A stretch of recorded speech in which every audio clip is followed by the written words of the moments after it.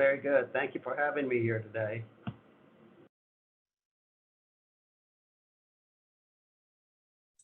You're welcome. And if you need to share the screen, just let me know. Okay, are we ready to start then? We are ready to go. Very good. And I believe there's 9 participants, is that correct? No, it looks like we have 16. Okay, 16. Mhm. Correct. All right, my good. Well, today's topic is on savings. And again, if you have any questions as we're moving along, feel free to ask a question. We want to talk about savings, setting money aside for the future. Um, every bit, every dollar amount that you save, is even if it's small, makes a big difference down the road. What does saving mean to you?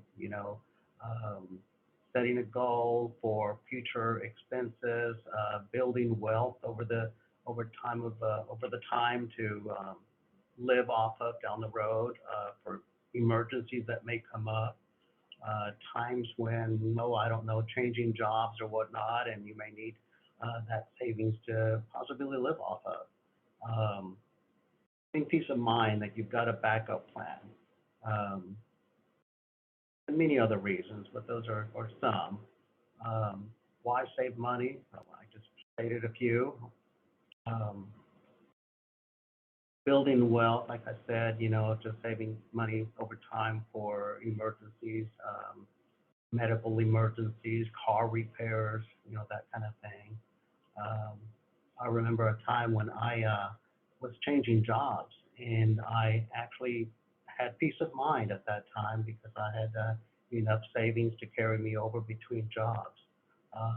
And the good, I guess, in that situation, the good thing about that, or the positive thing about that, was that I was able to pick and choose where I wanted to work. So I had a couple offers, and because I was in a good situation of having a backup plan, I was able to pick and choose where I wanted to work and that kind of thing. So there's many reasons for saving. It makes a difference. Every little bit that you save just really does make a difference over time.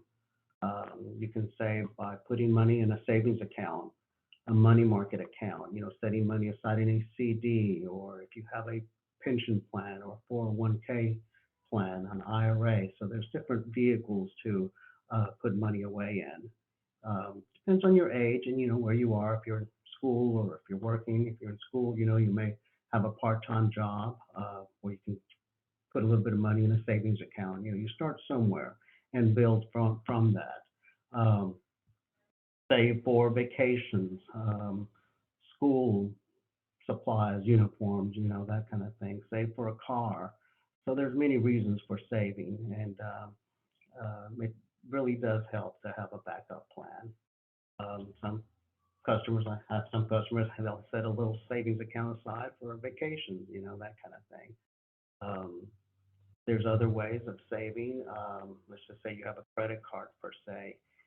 You pay off your credit card, monthly, so that way you don't have any debt and you don't accrue any interest. Some credit cards offer a rewards points, rewards, and so that will help as well to just kind of use your points to pay for items. You can have something like that and not have incurred debt, and not have if you're able to pay off your credit card on a monthly basis, that's an ideal situation. Of course, you want one that doesn't have fees involved, annual fees, memberships, and things like that. Um, But the different types, I'm going to go over a few things on the different types of accounts, savings accounts per se, and this may be very basic, but savings accounts, what we offer here at with Prosperity Bank, and so what we offer here is a savings account. Minimum balance requirement is $200, and minimum withdrawal or maximum withdrawal per month is three withdrawals per month. With money market savings, and that minimum balance requirement is $2,500.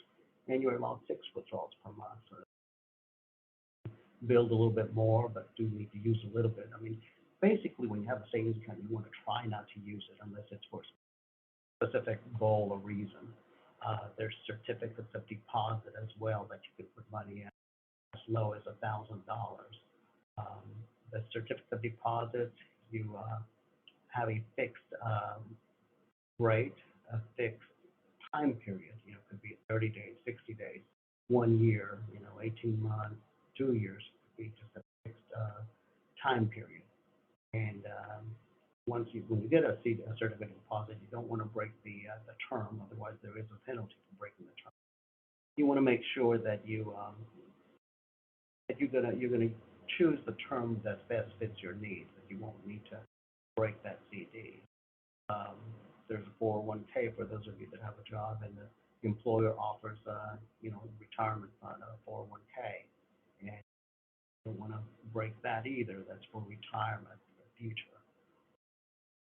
You're allowed to do, I think, loan withdrawals on those. Apply for a loan, I should say, against it, but you don't want to do that. If at all possible, you want to have a retirement fund, a 401k, or an IRA at the bank, individual retirement fund, and set that aside, and then have a savings account for any short-term needs. So those are some of the vehicles that we offer that are out there to help you in savings. The savings accounts, money market accounts, CDs, those are all the banks offer those types of accounts. All insured up to $250,000. So you're covered there as far as anything going on. That's basically the types of accounts. We talked about emergencies, car repairs. Who doesn't have car repairs? Or at least I do. My AC just went out last week, and so I need to plan on getting the car to the shop to get that repaired. You've got to have an emergency plan. Vacations. Who doesn't like to go on vacations?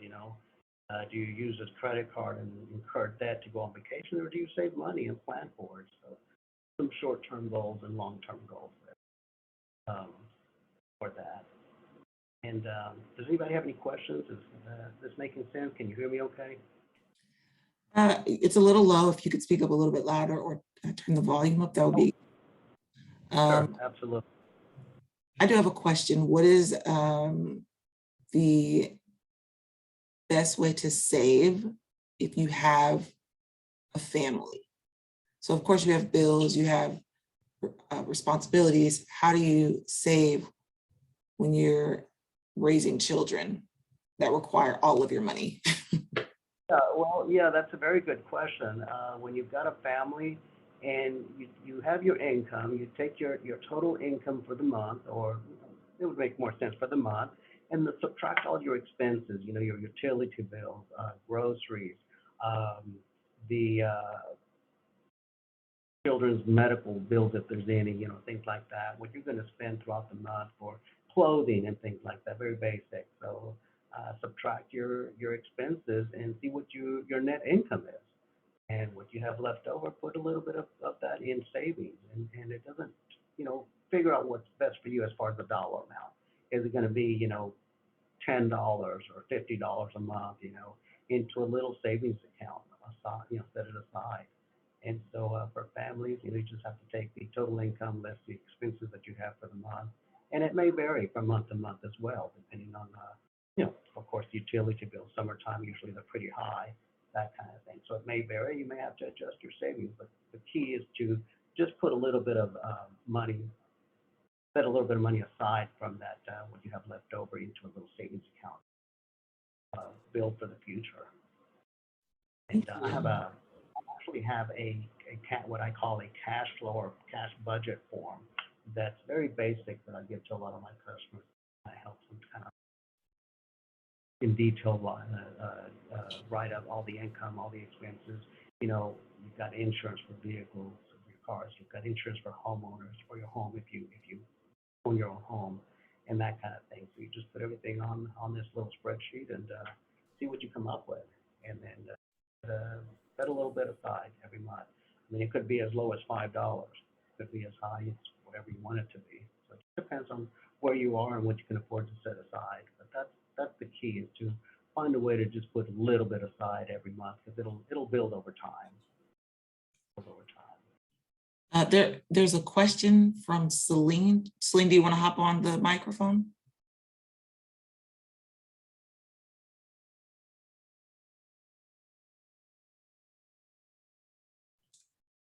She may be I don't hear. I'm sorry. I see her mic is off. It shows her mic is muted, so she may be putting it in the chat. Very good. All right. But we can move on to the next topic. Okay, very good. Again, emergencies. I'm kind of focusing on savings and what could come up that you want to have a little backup plan for. And I think that things that have happened to me actually.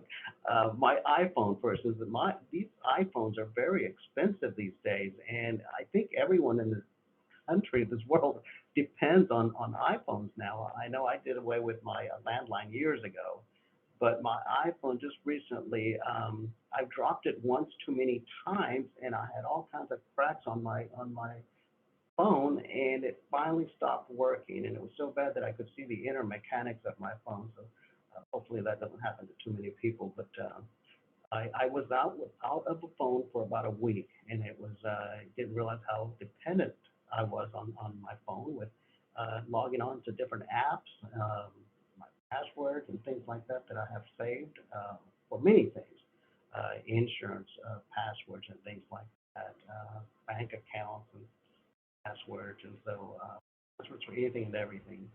But my point is that they're very expensive, and so I was trying to find something that was not as current as I think we're at iPhone 13. Now I have an iPhone, and so I was trying to find something that was not expensive, but that was something. We've got to have a little backup plan, emergency for things like that may come up unexpectedly, car repairs and things like that. So you want to have a backup plan, some type of savings for those and your goals. So you want to set up your goals, your budget, for the different things. You can do one savings account or dump everything into that one savings account, or you can have multiple savings accounts where you can have allocate it in the savings account a vacation. That way you don't touch anything else. And of course, then there's a money market account or CD. Some customers that have a variety of different vehicles to save money for their different goals and plans for the future. I think that's the key in today's world. Sometimes we don't save as much as we should. I know when I was a lot younger, I didn't save as much. I was out spending money. I helped my parents a lot when I was a lot younger, but I remember incurring about $10,000 in credit card debt, and it wasn't just spending money just to spend money. In my situation, was a little bit different. I was actually helping my parents with different things, and but when you're very young, well, for me, I was very young, and I wasn't getting paid a whole lot back in the 80s, 70s. Well, it was 80s, and so. But I did pay everything on time. I was never late. I very up to date, and on my credit, I really wanted my credit score needed to be, wanted it to be very, good. And so I was never late on anything, but I struggled to get my credit card debt paid off. And so, but I feel like I feel really good about accomplishing that, of the paying off of the credit cards and not have ever been past due or late.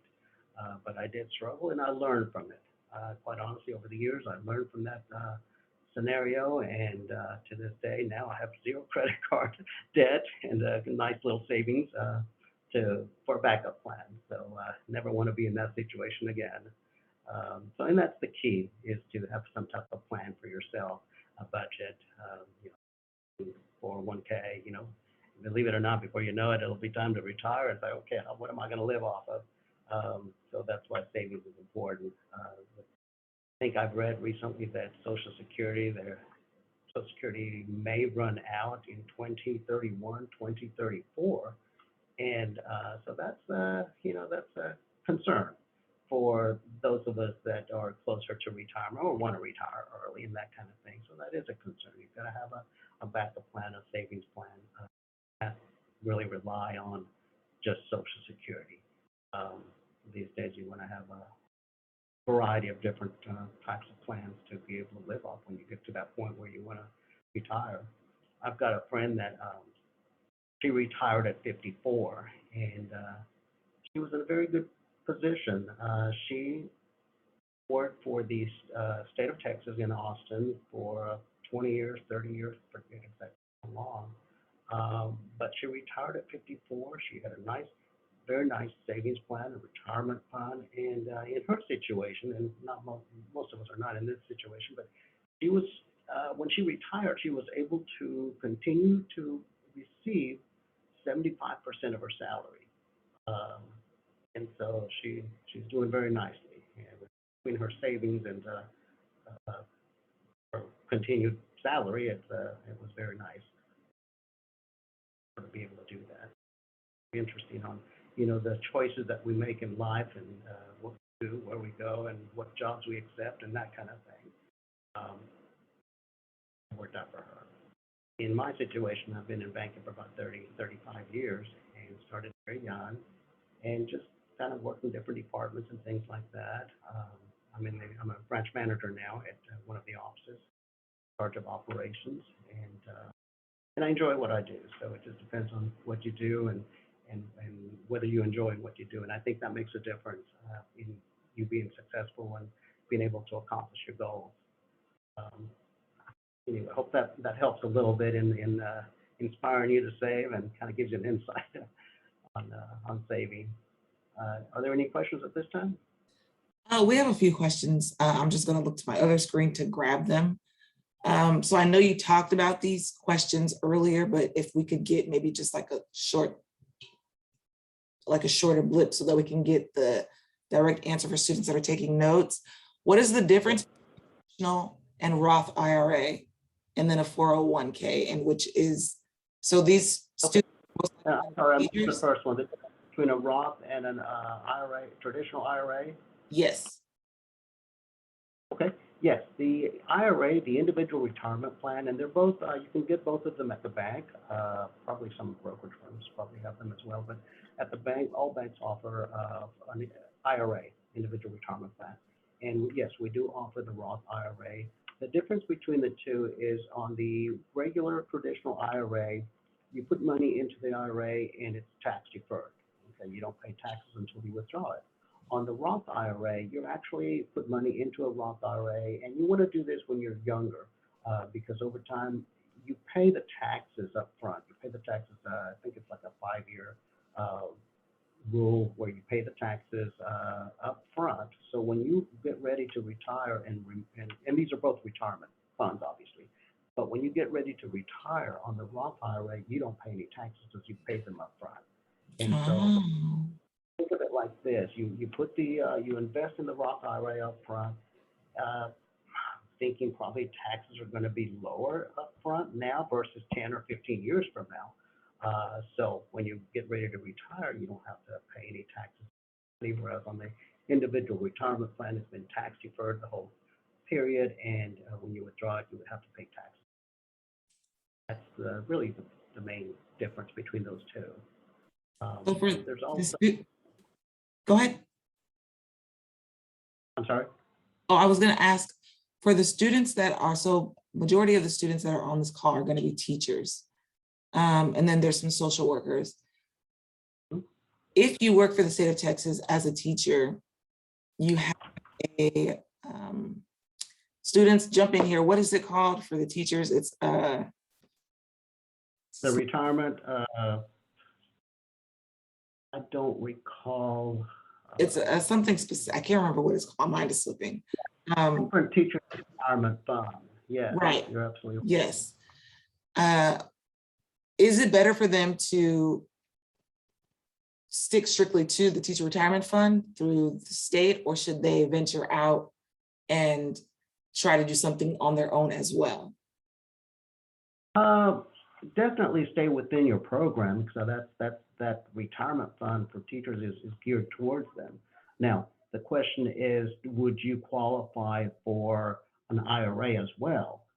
So I Right. think each person is depends on them and where they are in their tax bracket per se, or and that's more of a CPA question in my opinion. But yes, if you qualify or can get an IRA in addition to your teacher's retirement, then I would say absolutely.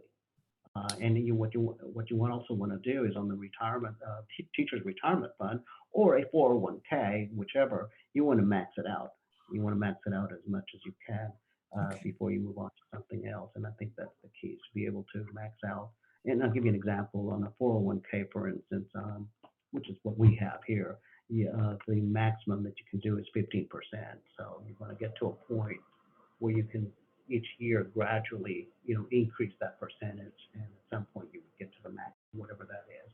In my case, it's 15%, so I'm maxing out on my 401k to be able to put as much as I can in retirement.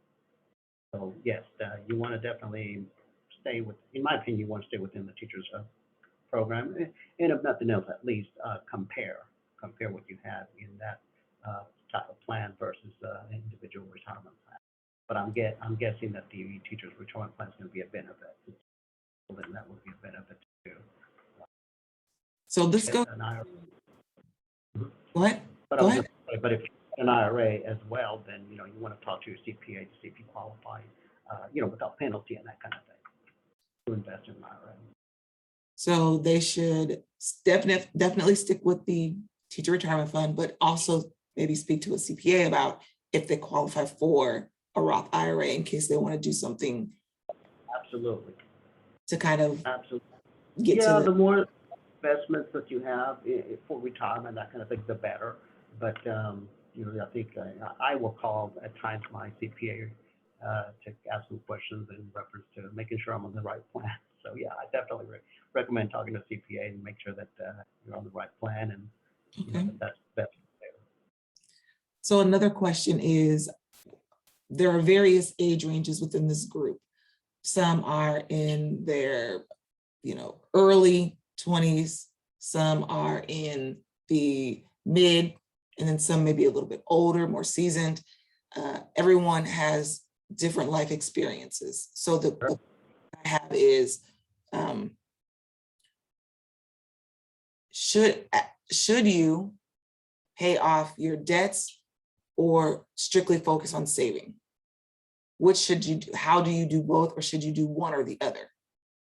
That's an interesting question. I think it depends on the individual, but yes, I am a firm believer with today's rates being so low.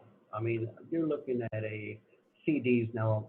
I don't know if any of you recall when we had double-digit interest rates back in the 80s, mid 80s. I think Carter was in office, and we had like 13%, 14%. You get a CD for double-digit rates, and even I don't know, some they've never been this low. I think rates have been very low these days. It's great for the housing market, if you're wanting to buy a home, but if you're wanting to invest or put money in savings or a CD, rates are extremely low. I mean, you can't get a CD, let's just say $100,000 for 2 years.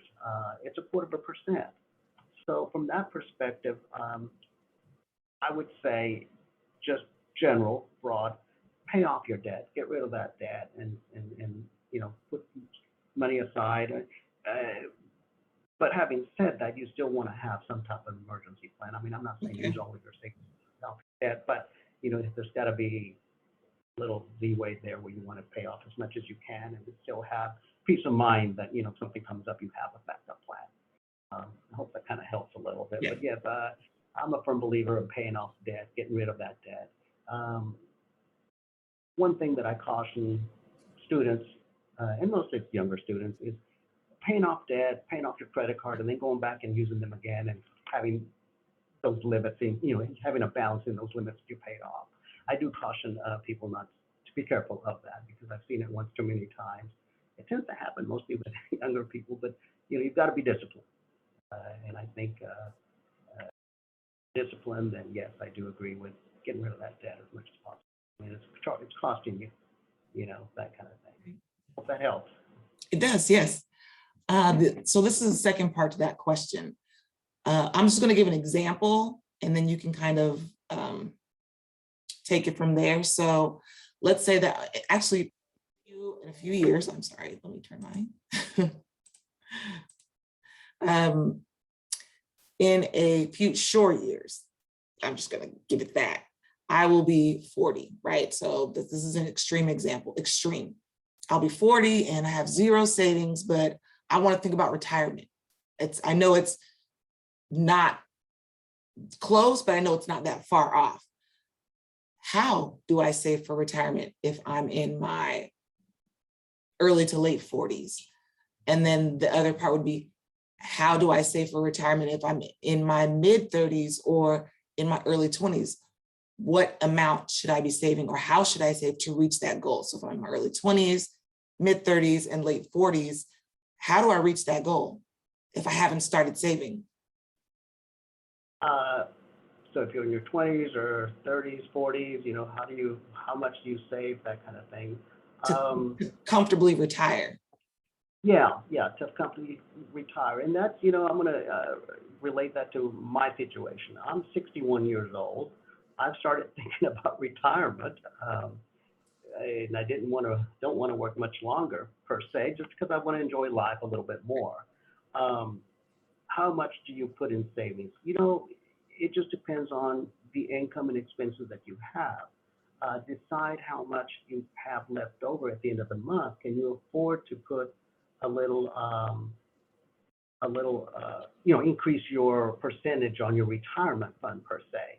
I think it just depends on the individual's needs and where they are in life. Max out your 401k, your retirement fund, put more money in savings, that kind of thing. But I think it depends on you, the individual, as to where they are and how they want to live when they do retire. My situation, I want to continue my lifestyle as it is now. And so I'm working towards that goal, putting, money into my 401k and having a savings account as well, or a money market account for me to be able to do that. My thing or my hobbies are traveling. I like to travel per se. I'm just going to give you an example of what I do. I like to travel a lot. I like to just explore and learn about history in other cities, countries, things like that. So I like to travel, and that's one thing that I want to continue to do. So that is my goal. So I built my budget around that to be able to have an emergency fund, be able to continue to travel and live that lifestyle that I've grown accustomed to, if I may. So for that reason, I've got a goal and I have a time frame of when I'm going to retire, a date when I want to retire to be able to continue to do that. So I think it depends on the individuals and their goals. Families, families. I've got brothers and sisters. Some of them have grandchildren and grandparents already, and so they have a different type of goals and budget, and so it revolves around the family and taking family trips and things like that. But I think it depends on your income and your expenses, and hopefully you get to a point where all your expenses are gone and you have more income monthly, where you can set more, put more money aside on a monthly basis to reach your goals for the future per se. And when you're in your 20s, you want to start a little savings account. In your 20s, you're kind of starting your career and that kind of thing. So you want to start with a little savings account to get started. At some point, you'll have a job where they'll offer a retirement fund, 401k or whatnot. I know when I first started my career, I didn't get started. I started working at a restaurant, as I recall. Started a little restaurant, so they didn't have anything like that. So I just started with a little savings account. But I think it depends on the individual, how much income, how much expense there is, and get rid of those expenses and trying to stick with it. My rule is like, if I don't have the funds to buy something, I don't buy it. And I stick with my budget. I have a budget on my, how much I want to save every month, and I'm very disciplined when it comes to that. And I think most people want to try to be as disciplined as they can to save and go for their goals. And of course, you don't want to be so disciplined if you can't live or have can't enjoy life while you're saving. It's not you don't want to do that either. But you want to try to do what you can. And so it depends on where you are in life and what you're doing. So if they're in the earlier stages of their career, of their life, let's say they're in their 20s, their late teens, early 20s, you're saying the best bet would be for them to start simple, start small with a regular savings account. And then a little savings. So savings. And then as they progress into their late 20s, 30s, the next step would be, do you keep that money in your savings, or do you move it to a CD, or do you move it to stocks and bonds? Where do you go from the savings? As you grow and grow into your career, then yes, you can kind of build your savings by going into a certificate of deposit where it may offer a little higher rate. Savings accounts right now paying 10 basis points, which, like I said earlier, the rates across the board are so low. But you want to spread your funds and put them in different people that may pay a little bit more. So keep your savings account, keep something that that's liquid per se, that you can have access to for an emergency, and then you put part of those funds, or as you build, put funds into a certificate of deposit to grow and to set aside where you can't touch it per se. Then, of course, if your company offers, as you progress, as you mentioned, in your retirement fund, put a percentage into your retirement fund. And you can start, like I tell my staff here, the key is to start savings, to start that retirement fund. It could be as low as 2% a month, and then you, over time, as you get used to, putting that money aside and you see it grow, then you'll increase that percentage over time. And so that's the key, is to go to a little savings account in your 20s, and as you get to your 40s, you may have CDs, a money market account, your retirement fund, and you just kind of keep growing and keep building, at the same time, enjoying your life, your kids, if you have a family, things like that, you have to have enough money to live off of. But we're talking about the excess of what you can afford to put into savings. Hope that helps a little bit.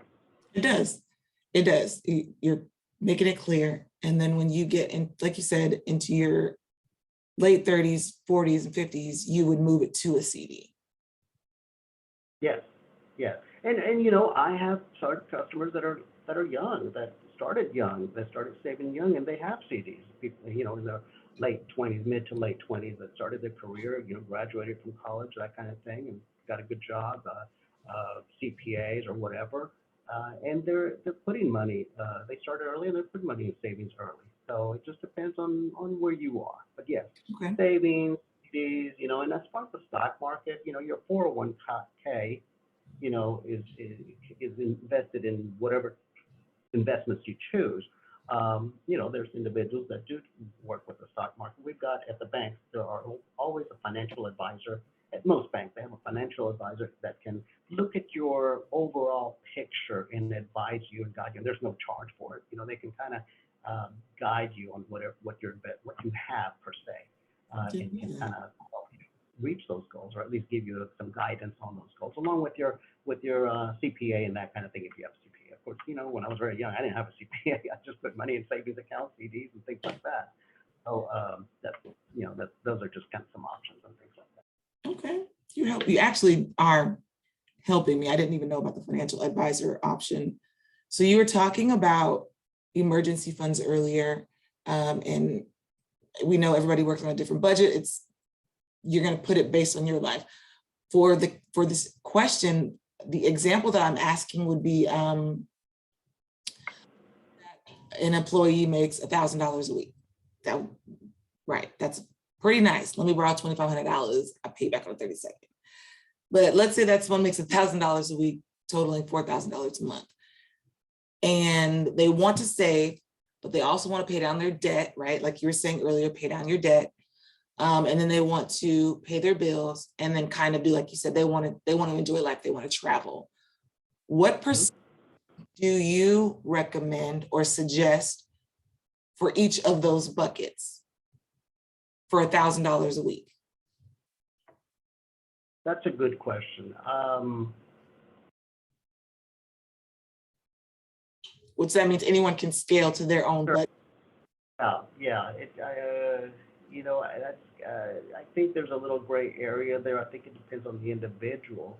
Is there a set recommendation? I think it depends on the individual. How much are they willing to spend on their current lifestyle, or I should say vacation and things like that. It could be like, depends on the trip that they're taking, that kind of thing. But savings, I would say take the income less your expenses, and then what you feel comfortable that you can afford to put into your savings or into the different buckets per Got se. you. Um, I don't have a uh, I wouldn't be able to give you a definite, and that may be more of a, oh, I don't know, maybe a CPA question or whatnot, but I think it's more an individual Mhm. comfort level per Yeah. se. I think Um, you answered it though. I think what I'm hearing you say is the bigger bucket needs to be your responsibilities. So make sure you pay your bills first, regardless. yeah, Let's say that, you have, 2,500 goes into your bills. That leaves you with what, 1,500? So then from there, you're saying it, depending on the individual, you have to decide how much you want to save and then how much you want to invest in the other buckets, such as paying. exactly. So so the biggest bucket is your bills, because you got to live. You Yeah. can't starve. Then Right. the two buckets that come after that, would that be debts and savings? Are those, is one of those buckets bigger? Well, I think it depends on your long-term goals. What are your long-term goals? At what point do you want to reach your goals per se? You know, um, your bucket for retirement, your bucket for vacations, your bucket for having an emergency plan. What are your goals, your long-term, short-term, and what is your comfort level for, let's just say, an emergency fund? Because we all need an emergency fund, in my opinion, whether it be $1,000 or $5,000. We need some type of, in my situation, well, I'm a lot older, so I'm going to need a larger bucket as a backup plan. Um, but in my situation, I was talking about my phone. I mean, it cost me $800 for this phone, and I didn't want to spend $800. Ooh, Could I? Yes. Did I? Yes. Did I want to? No. So it just depends on where you are and your comfort, your goals are long term and short term. okay, so you would sit down and decide your long-term goals and your short-term goals, and then you would make a decision based on that. But the biggest pot is pay your bills. Yeah, absolutely. You've got, you hit it around on the nose that you've got to pay your bills. You've got to Okay. get that out of the way, and they're not going to stop. Every month you're going to have bills, right? Your utility bills, if you have a car payment, insurance and that kind of thing. You've got to get that done, and then any excess. How much do you decide on vacation per se? You take one vacation a year or several a year? Is it weekend trips or is it week trip? A week vacation? That kind of thing. It just depends on Okay. types of items and goals. So another question is, do you make life decisions based on your savings account? So let's say that a married couple is just starting out at various ages, right? So you finally get to the place where you have a career and you're married and now you're ready to start a family, but you don't have a well-endowed financial account, right? Like a savings account. Do you postpone that life decision, or even like marriage, do you postpone that life decision until you're ready or until your savings account is at a specific number? Or do you go ahead and make that life decision based on your current want? Uh, yeah, when you're married or you're getting married, in my opinion, you've got to start saving, period, to help with whatever life changes come your way. So it just makes life easier. Um, so yes, I mean, if you're single, you've got your goals, your short-term goals. You do want to plan for the time when you do marry per se, and then your goals will change. Whether now there's two people involved, and so your goals will change possibly. And I think that just kind of naturally happens. And then yes, as you get older, you're more established in your career, you know, you adjust your goals accordingly. Your savings plan and what your budget's going to be for the future. So I think it's an ever-ending change per se, and it's a good thing. It's a good thing to be able to adjust. There may be times when, hey, some unexpected thing may happen. Oh, well, I shouldn't say unexpected. I mean, you sometimes uh, plan for children, right? Sometimes you don't, and so you've got to have a backup plan and some type of savings to help with your life-changing items that change over time. So you would, am I understanding it correctly that you would say it's okay to make those life decisions to go through with them, but no matter what, you need to make sure that you're saving? Correct, correct. You always want to try to save as if you can, and but live at the same time comfortably, and you know that kind of. Always have a savings plan per se.